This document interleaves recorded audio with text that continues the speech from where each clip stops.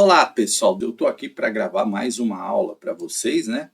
Meu nome é professor Fábio Inácio. Eu sempre coloco aqui as minhas aprovações para você ter conhecimento aí, né? Vamos lá para a aula. Hoje nós vamos falar de um tema importante, que é a questão das deficiências, né? Então, conhecimentos básicos sobre deficiências, tá? Então, nós vamos falar aqui um pouquinho, vamos mostrar aí a Lei 13.146, né? Que ela institui a Lei Brasileira de Inclusão da Pessoa com Deficiência. E por que eu estou mostrando essa lei? Porque ela traz exatamente a definição legal do que é uma pessoa com deficiência, né? Então, no seu artigo 2, ela diz: considera-se pessoa com deficiência aquela que tem impedimento de longo prazo, né? Então, olha o detalhe que é longo prazo, certo? Ah, eu quebrei uma perna, tal, isso é de curto prazo. Ah, eu tive uma luxação, né?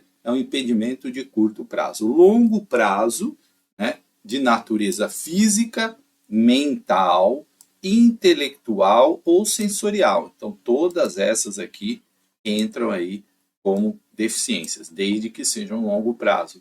O qual, né, e tem o qual aqui, em interação com uma ou mais barreiras, possa obstruir sua participação plena e efetiva na sociedade e igualdade com as demais pessoas. Então, essa aqui é a definição de pessoa com deficiência, né? Então, longo prazo, natureza física, mental, intelectual ou sensorial, e no qual, se estiver em interação com uma ou mais barreiras, pode obstruir a participação dessa pessoa de forma plena na sociedade, né? E aí surgem muitas perguntas. Existe toda uma legislação para definir o que é uma pessoa com deficiência. Por exemplo, uma pessoa que usa óculos, um grau normal, não é uma pessoa com deficiência, considerado aí pela lei, tá? Agora, uma pessoa que usa um grau muito elevado, ele é considerado uma pessoa de baixa visão. Aí sim entra como pessoa com deficiência. A pessoa que, por exemplo, é monocular, né? Ela não tem uma vista e tal, também entra. Foi recente a decisão que colocou pessoas monoculares também com pessoa com deficiência. A avaliação da deficiência, quando necessária, será biopsicossocial, né? Então, realizada por uma equipe multiprofissional e interdisciplinar. Então, para ter, né, o laudo, vamos dizer assim, de pessoa com deficiência, tem aí uma equipe biopsicossocial, né, envolvendo aí várias áreas, para considerar se essa pessoa realmente é. E aí vai ver os impedimentos nas funções e nas estruturas do corpo, os fatores socioambientais, psicológicos e pessoais, a limitação no desempenho de atividades e a restrição de participação. Tudo isso pode levar aí uma pessoa a ser considerada pessoa com deficiência, tá? Se ela tiver esses impedimentos, esses fatores, existem regras, né, para que isso seja considerado, tá? Bom, na própria lei, né, ela tem um artigo 2A que é interessante, tem caído nos concursos, que fala o cordão de fita com desenhos de girassóis. Certamente você já viu esse cordão em lojas, né, um cordão que tem uns desenhos de girassóis. O que é isso? É o símbolo nacional de identificação de pessoas com deficiências ocultas. E nós vamos falar o que é deficiência oculta. Então é importante, às vezes cai esse termo aqui, a pessoa não sabe no concurso. Uma deficiência oculta é aquela que você não percebe de imediato. É diferente, por exemplo, de um cadeirante, né, que é mais fácil você perceber, de uma pessoa que não tem a visão, né, enfim. E aí algumas deficiências são ocultas. Por exemplo, autismo, né, pode ser que a pessoa ali tem um grau 1, né, tão baixo, e aí não apresenta ali os sinais, enfim. Então, isso foi incluído recentemente aí pela Lei 14.624. Parágrafo 1, o uso do símbolo de que trata o caput desse artigo é opcional e sua ausência não prejudica o exercício de direitos e garantias previsto em lei, né? Então, preferência nas filas, preferência em atendimentos, preferência em determinadas situações que são colocadas para a pessoa com deficiência. A utilização do símbolo que trata o caput desse artigo não dispensa a apresentação de documento comprobatório de deficiência. Então, não basta, né, ter ali o símbolo, cordão. Tem que também, se for solicitado, né, um documento comprobatório, caso seja solicitado pela atendente ou autoridade competente, tá? Então, é muito importante você entender isso. Pode ser que a banca faça alguma questão nesse sentido. Só o cordão basta? Não. Né? Se a atendente pedir, tem que apresentar o documento mostrando que a pessoa tem uma deficiência, tá? E aí, aqui a explicação, né? O que são deficiências ocultas? As deficiências ocultas, também conhecidas como deficiências invisíveis, são condições de saúde que não são facilmente identificáveis a olho nu. Essas condições podem afetar a saúde mental, emocional, física de uma pessoa, mas não são visíveis externamente. Então, eu coloquei aqui os transtornos mentais, né? Ansiedade, depressão, transtornos de humor, transtornos obsessivo-compulsivo, toque, transtorno de estresse pós-traumático, entre outros. Professor, mas aqui ansiedade, então, é considerado uma deficiência? Não, né? Só a ansiedade por si, não. Mas é que a ansiedade pode somar-se a outros quadros, né? E causar aí uma pessoa, por exemplo, não ter a condição psicológica dela preservada, entrar numa crise muito profunda, né? Isso acontece, assim como na depressão, mas elas não são, os transtornos de humor também, elas não são consideradas assim deficiência para efeitos de concurso, essas coisas, né? Eu tenho ansiedade, então eu posso entrar na cota de concurso? Não, né? Agora, de repente, a pessoa tem ali uma situação que pode levar ela a ter um transtorno mental grave e cuja um dos fatores seja ansiedade, síndrome do pânico, entre outras coisas. O transtorno do espectro autista, esse sim, ele entra, né, como uma deficiência aí para concursos e outros benefícios. É uma condição neurobiológica, né, que afeta a comunicação e o comportamento social, tá? Então, aí o autismo, sim, inclusive nas escolas, tem um atendimento. As deficiências sensoriais, a surdez, perda auditiva, deficiência visual, entre outras, né? Aí entra aquilo que eu comentei com vocês. A pessoa usa óculos, ela é deficiente? Não, né? Agora, a pessoa, ela não tem baixíssima visão, aí ela entra no quadro de deficiente. Por quê? Ela pode fazer recurso de uma prova ampliada, porque ela não consegue ler uma letra mesmo com óculos, né? Então, isso a gente chama de baixa visão, tá? Doenças neurológicas, é que nem perda auditiva, né? Eu tenho uma perda auditiva, mas isso não te impede de fazer as coisas, é aquilo que a gente viu na definição. Tem que ser uma barreira, algo que te impeça a fazer alguma coisa. Eu tenho uma perda auditiva de 20%, de 10%. Isso me impede de fazer alguma coisa? Né? Quase nada, né? Vamos dizer assim.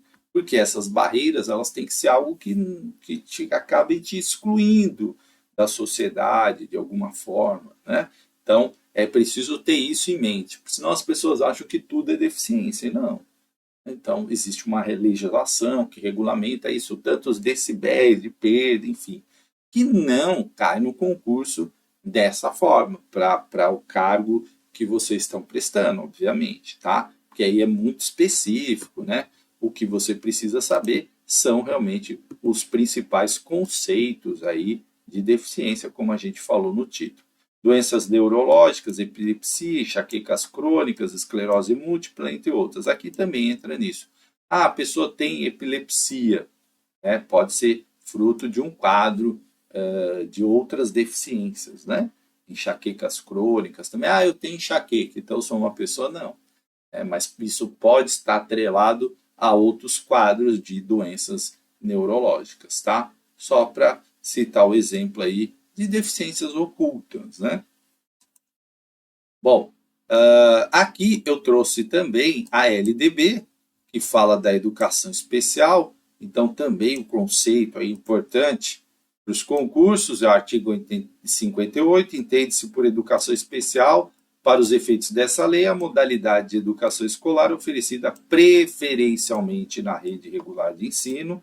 Então, quando você estiver fazendo prova, gente, principalmente falou de inclusão, falou de pessoa com deficiência, né? Eu sempre falo isso, a nossa lei é falou de inclusão, falou de pessoa com deficiência, é inclusão em todos os segmentos da escola, desde a creche até onde a pessoa quiser. Se você vê alguma palavra na prova dizendo assim, é para separar, é para excluir, é para segregar, isso não pode para a pessoa. Não. Inclusão para tudo, certo? Então, e o que ele fala? É preferencialmente na rede regular de ensino. Não é exclusivamente, não é obrigatoriamente. As bancas gostam muito de trocar essa palavra aqui. Então, você vai ouvir minha voz na hora da prova falando, preferencialmente na rede regular de ensino. Nada de exclusivamente, nada de obrigatoriamente. Aqui é preferencialmente. Para educandos, né, com deficiência, transtornos globais de desenvolvimento e altas habilidades ou superdotação. As altas habilidades e superdotação também entram no público-alvo da educação especial, certo? Não é uma deficiência, né? Pode até estar atrelado a algum tipo de transtorno, né? Por exemplo, existem autistas que têm o chamado hiperfoco, né? É um transtorno global de desenvolvimento. Só que esse hiperfoco dá para eles determinadas habilidades que são, assim, as pessoas que não têm isso, elas não têm essa habilidade. Então, uma habilidade de focar numa coisa ali, de fazer minuciosamente aquilo, né, enfim.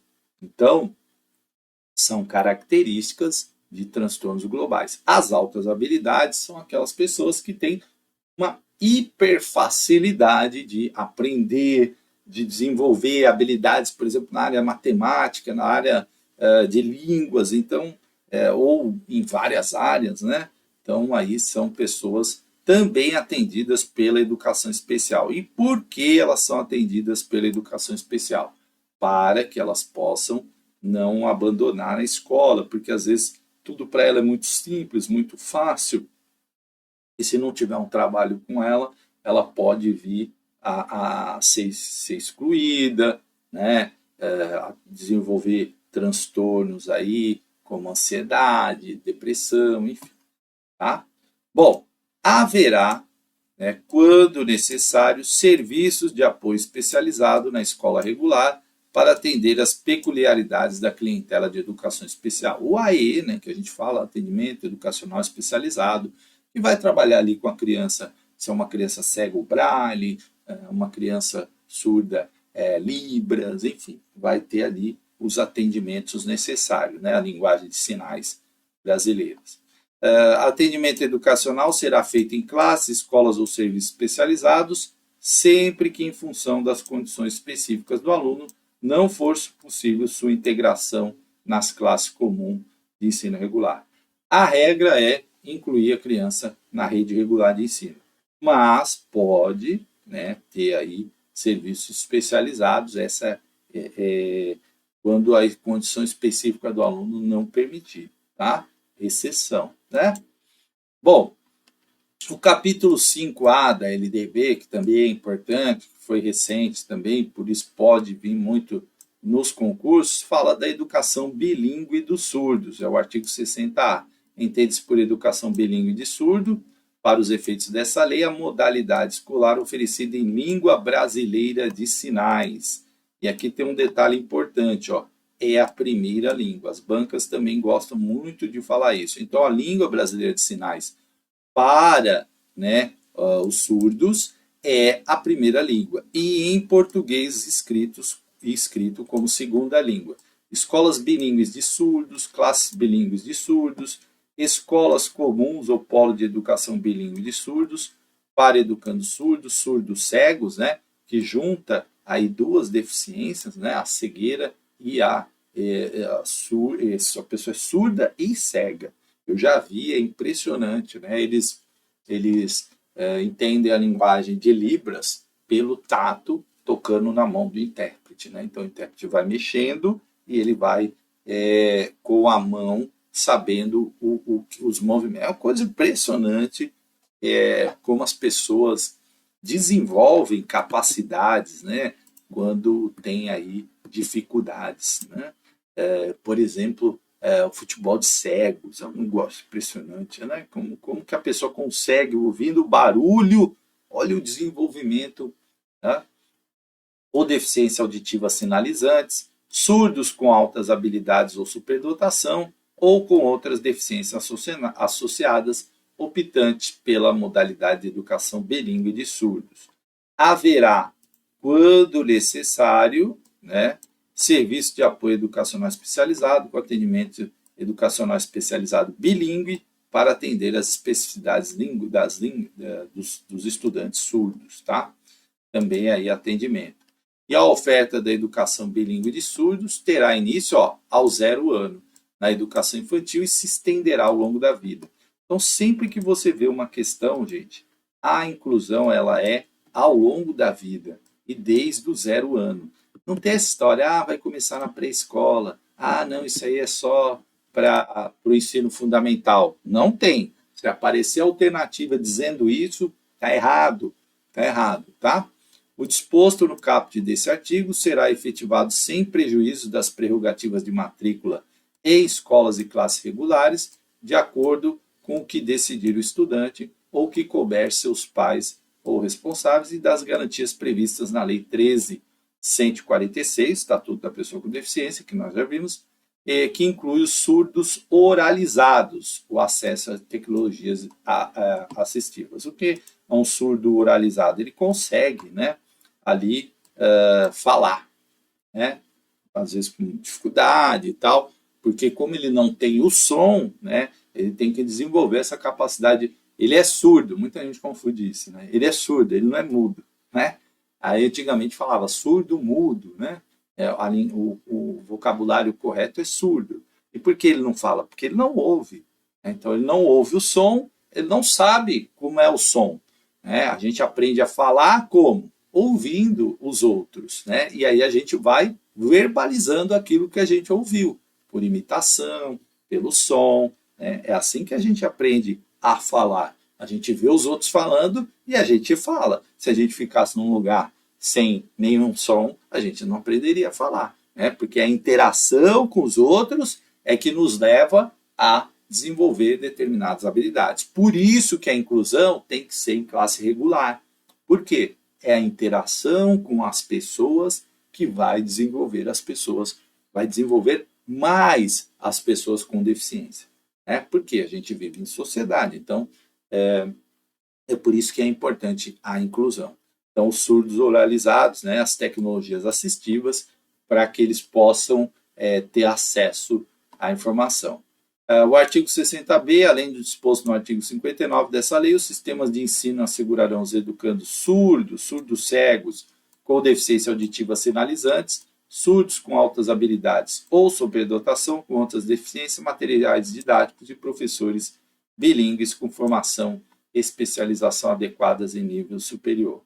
Nos processos de contratação e avaliação periódica de professores, a que se refere o caput desse artigo, serão ouvidas as entidades representativas das pessoas surdas, tá? E aqui eu trouxe um pouquinho para enfatizar, né? Trouxe a parte legal, o que eu quis mostrar para vocês e como que eu organizei essa aula. Quis mostrar os aspectos legais, né, que existem, aí são vários documentos, eu trouxe aqui 2 importantes, né, mas tem outros também, só para a gente situar um pouco. Agora vamos falar um pouco dos deficientes, né? O PCD, já falamos de alguns, agora vamos criar aqui, categorizar, né, isso. O que é PCD e quais deficiências se enquadram nessa categoria? PCD são pessoas com deficiência, certo? Então, como eu já vinha comentando com vocês, por isso eu preferi apresentar a lei para a gente já introduzir, já ter uma breve ideia, para vocês chegarem aqui já com uma mentalidade dos dispositivos legais, né, para vocês compreenderem melhor.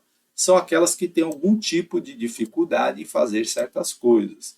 Existem diferentes tipos de deficiência que se enquadram nessa categoria. As físicas, né, cadeirantes, as sensoriais, que nós já vimos, as intelectuais, a gente chama DI, né, deficiência intelectual, as psicossociais, né, e as deficiências múltiplas, como a gente viu o surdo cego, né, é uma deficiência múltipla. Né? Pode ser um cadeirante que tenha, além de problema físico, problema também de desenvolvimento intelectual, enfim, essas são as deficiências múltiplas, tá? As deficiências que se enquadram, aí vai entrar naquilo que eu falei, né? Em PCD. Algumas pessoas têm deficiências físicas, o que significa que têm desafios nas ações do corpo. Por exemplo, podem ter dificuldade de andar, usar as mãos para se equilibrar, e algumas dessas são comuns são a paralisia do cérebro, né? A amputação de membros, a má formação dos ossos, e essas deficiências podem causar a necessidade de adaptações para ajudar pessoas a viverem suas vidas da melhor forma possível e agir sozinha. Veja, a pessoa pode nascer com uma deficiência ou adquirir uma deficiência, né, por conta de um acidente, de uma doença neurológica, né, e aí a pessoa acabar tendo aí problemas mesmo para andar, para equilíbrio, né? Então a pessoa ela não nasceu deficiente, mas ela ficou com uma deficiência por algum problema, uma doença degenerativa, né, uma doença neurológica, e aí você vai tendo aí problemas. Então isso é enquadrado como deficiência física, tá? Uma deficiência física pode acontecer. Deficiências sensoriais, né? Então existem também as sensoriais, dos sentidos, né? Que afetam os sentidos das pessoas. Assim, algumas podem ter dificuldade em ver, já outras podem ter problema de audição e algumas podem ter ambos os sentidos afetados. Então, existem os óculos, né? Os aparelhos auditivos e as tecnologias. Aí entra naquilo que eu falei. Ah, então quem usa óculos é uma pessoa com deficiência? Para lei, para concurso, né? Ah, Fábio, você pode prestar um concurso pessoa com deficiência, com o óculos que eu uso? Não, né? Por quê? Sem óculos eu consigo enxergar, né? O óculos ele corrige um problema de miopia, né? Então eu consigo ler, consigo fazer as coisas. Agora, se o meu óculos fosse aquele que popularmente as pessoas chamam, né? Que tem aquela lente bem grossa, hoje já existem tecnologias para facilitar, muitas crianças eram apelidadas, né? Ah, óculos fundo de garrafa e tal, né? Que acontecia muito isso no passado, hoje as pessoas já têm um pouco mais de consciência sobre isso, né? Aquilo pode ser uma baixa visão, e aí se é baixa visão, é deficiência, né? É uma deficiência sensorial. A mesma coisa do aparelho auditivo, quando a pessoa não consegue ouvir sem o aparelho. Então, isso é uma deficiência. Então, essas deficiências são chamadas deficiências sensoriais, tá? Que vão se enquadrar aí no PCD. Deficiências intelectuais, que se enquadram aí também no PCD, na pessoa com deficiência. Algumas pessoas têm deficiências intelectuais, o que significa que têm dificuldades de aprender e compreender, né? Assim, elas podem ter desafios em entender coisas novas, lembrar de dados, passar as suas ideias. Esses problemas podem variar de leves a graves e podem ter causas por condições como a síndrome de Down ou o autismo. Então, esses dois aqui, ó, por exemplo, muito comum aí nas escolas, né? O autismo e a síndrome de Down. E aí, claro, é importante oferecer suporte e chance para essas pessoas desenvolverem o seu potencial. Então, às vezes, uma má formação na hora do parto, na hora do parto não, digo, durante a gravidez, problemas no parto, né? Ali demorou demais, faltou oxigenação no cérebro, levou a algum tipo de comprometimento neurológico da pessoa. Tudo isso tem várias causas e se enquadram aí com o PCD. Essas pessoas aqui, como síndrome de Down ou autismo, são as características que a gente vê bastante, né? Aqui tem a ver com os cromossomos, aqui tem a ver aí com o transtorno global do desenvolvimento, então a gente tem muito essa situação, tá? Então isso aí são chamadas deficiências intelectuais, né? Tem a DI também. Então essas são as chamadas deficiências intelectuais, tá? Vamos aqui as psicossociais que se enquadram em PCD. As psicossociais possuem relação com a mente e a emoção das pessoas. Dessa forma, alguns exemplos são a depressão, a ansiedade, o transtorno do espectro do autismo. E eu já falei isso aqui para vocês, né? Isso aqui pode estar associado a outros quadros, né? Para encarar ali no PCD. E claro, tem que ser aí uma situação bastante características. E como a gente viu, tem uma avaliação biopsicossocial, né? Não esqueça disso, biopsicossocial, para avaliar, né, essas pessoas e se elas se enquadram aí na questão de PCD, tá? Então, sempre ali avaliando toda essa situação, ok? Então, opa, voltou aqui. Então, o que acontece, gente? As pessoas podem ter quadros que levem a isso, né? Depressão, ansiedade, o transtorno do espectro autista, que é hoje mais conhecido, né? As pessoas estão aí tendo mais informações sobre isso. Então, essas deficiências podem afetar as pessoas, como as pessoas pensam, sentem, interagem com os outros. É essencial entender e apoiar a pessoa que enfrenta isso ao dar o tratamento adequado em um ambiente inclusivo, tá? Então, são quadros aí que remetem cuidados, né? Porque uma depressão pode evoluir aí para um quadro que a pessoa pode perder aí a sua condição cognitiva, de psicossocial. Popularmente as pessoas falam assim, né? A pessoa ficar doida, fora de si, louca, só para você entender, não são termos que a gente usa, mas para facilitar o entendimento de vocês. A pessoa pode perder ali o eixo, né? Então, existem muitas pessoas que a depressão e a própria ansiedade levaram a essa espécie de descontrole, da pessoa ficar assim, irreconhecível, né? Do ponto de vista social, do ponto de vista de convívio. Então, aí entra numa questão de um transtorno, né, psicossocial, tá? Deficiências múltiplas, que se enquadram em PCD, algumas pessoas têm mais de uma deficiência ao mesmo tempo, chamadas de múltiplas. Isso significa que elas passam por diferentes desafios com relação à saúde, ao movimento, aos sentidos ou aprender. Uma pessoa, por exemplo, pode ter um problema físico e uma deficiência visual ao mesmo tempo.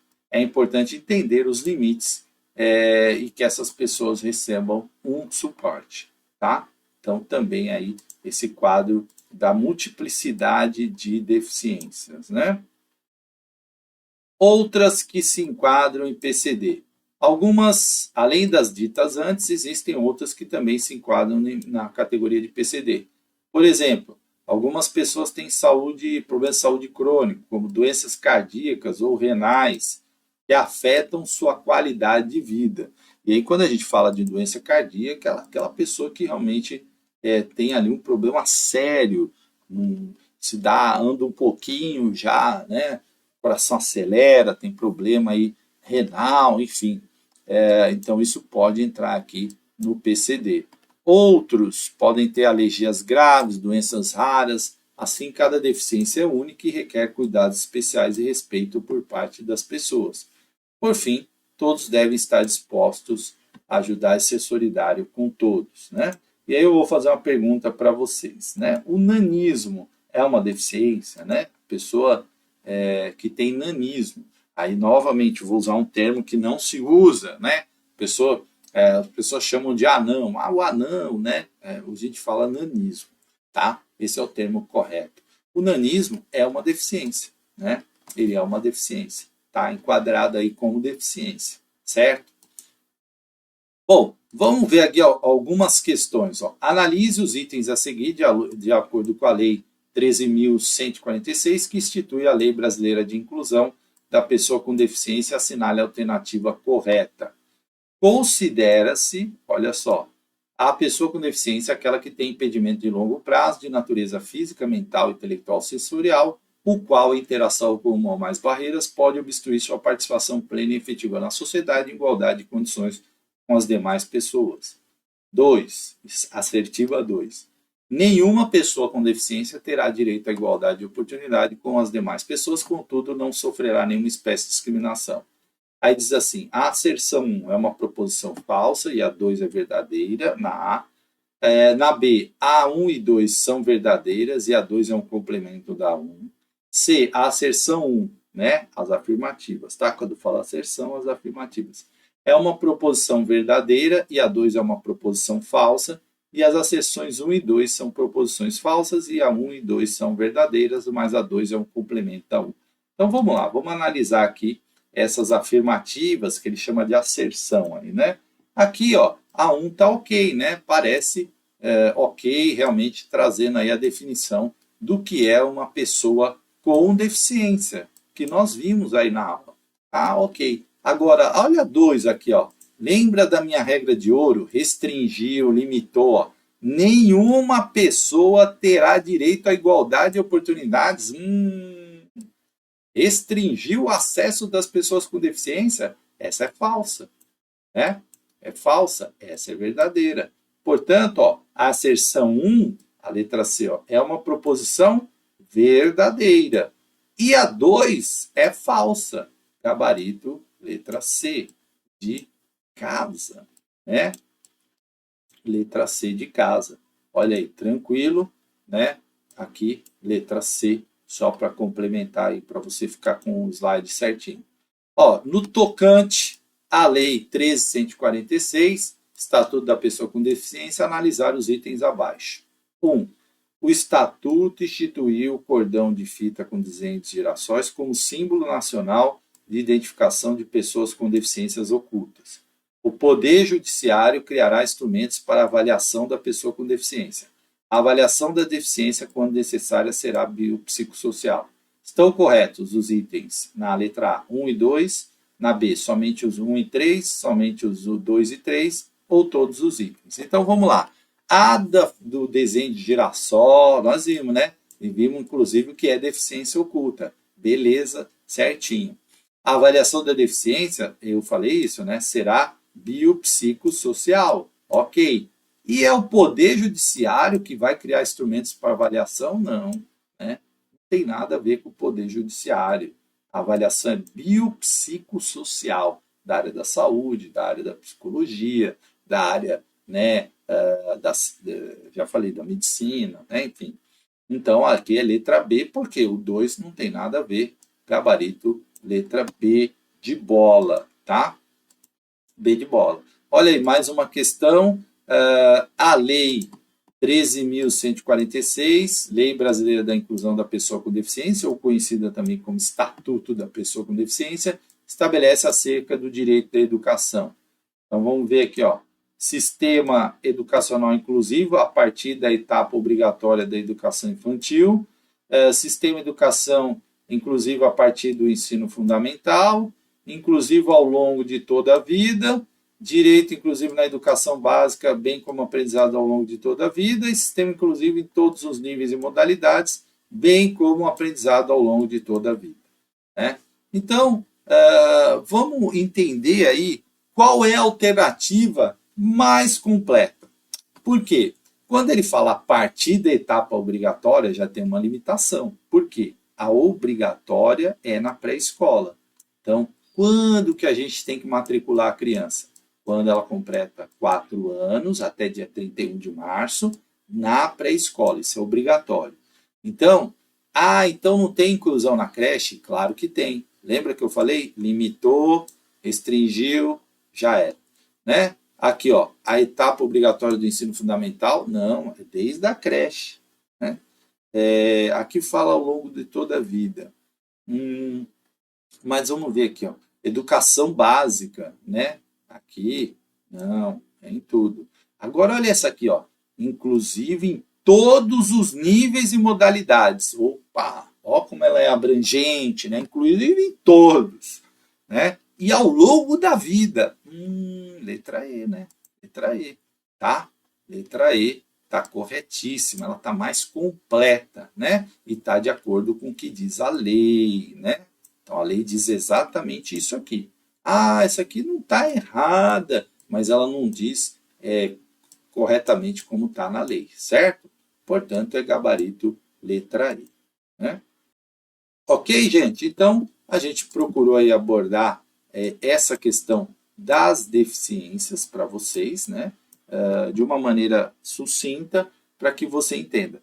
Apareceu na sua prova alguma alternativa que exclui, que segrega, que diz, não, a inclusão é só a partir da pré-escola. Não, a inclusão é desde a creche, de zero, entrou na creche, tem que ter inclusão, tá? Então, é em todos. Barreiras, né? Tem que superar, eliminar as barreiras arquitetônicas, atitudinais, é importante também. O que é uma barreira atitudinal? É a pessoa falar assim, olha, eu não posso atender sua criança porque ela é autista e aqui a gente na escola não trabalha com autista. Isso é uma barreira atitudinal, isso é proibido, isso é crime, né? Então não pode discriminar, não pode criar barreiras e obstáculos. Ah, mas tem barreira física, que é a escada. Aí a escola tem que providenciar o estabelecimento comercial, né? O estabelecimento de saúde, tem que providenciar acessibilidade, né? Quando a gente fala acessibilidade, a gente está falando de adaptação, tem que ter alguma coisa para a pessoa poder acessar aquele andar, aquela sala, né? A porta ser mais larga, enfim. O piso podotátil, o semáforo com sonora, para que a pessoa possa ali atravessar, né? Ou pessoa cega, enfim. Existe uma série de garantias para essas pessoas. Então, tudo que você pensar que limita, que coloca barreira, que coloca obstáculo, precisa ser eliminado. E existe um conceito chamado de desenho universal, que é o que vem sendo utilizado, que é uma coisa que não é que ela vai ser adaptada, ela já é pronta para as pessoas todas, com deficiência, sem deficiência, né? Então, o ambiente dela, a gente chama de desenho universal, já é propício, já é um ambiente com piso podotátil, com sinalização, com portas largas, né? Ele já é desenhado para todas as pessoas, para uma pessoa cadeirante, para uma pessoa idosa, para uma pessoa com baixa mobilidade, enfim. Aí a gente chama de desenho universal, né? Que é para todo mundo, certo? Então, é preciso estar atento nesses pontos, principalmente na prova, né? Então, considerar aí as informações que eu dei para que você possa fazer uma excelente prova, tá bom? Grande abraço, até a próxima.